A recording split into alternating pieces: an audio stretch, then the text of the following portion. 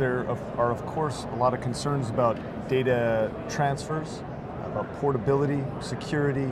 Talk to us about that. How do you ensure that the data that is being transferred from these devices is done so in a secure way? That is a very great question. And I think a lot of consumers especially may not think about what's happening to the data that I'm sharing through the wearable device. Yeah. Because it's so easy to wear. It's so easy to use.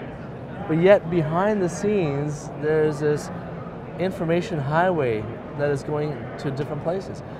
So while we have this dialogue about how we use the data to impact behavior, to impact a person's conversation with their caregivers, that conversation needs to have an envelope of trust, an envelope of security. And it's as important for us to talk about how do we achieve that envelope of trust and security. What kind of platforms should we be using to establish that trust and that security? It's as important to discuss that as it is to discuss the device. And there is not yet a standard, per se, to govern, to regulate.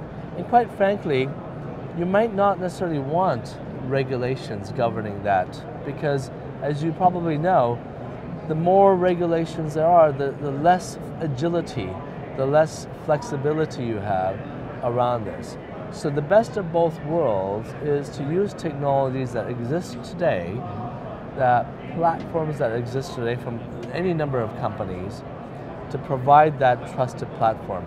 And then a doctor can feel fairly comfortable that the blood pressure monitor that he's reading from your watch or from your clothes is reliable, is trustworthy, and is of sufficient integrity that I can make a clinical decision based upon that data.